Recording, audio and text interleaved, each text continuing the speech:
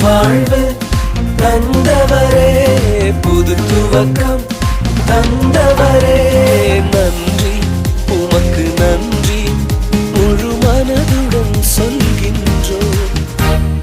நன்றி உமக்கு நன்றி மன நிறைவுடன் சொல்கின்றோம். சொல்லுங்க, நன்றி நன்றி உமக்கு நன்றி முழு மனதுடன் சொல்கின்றோம்.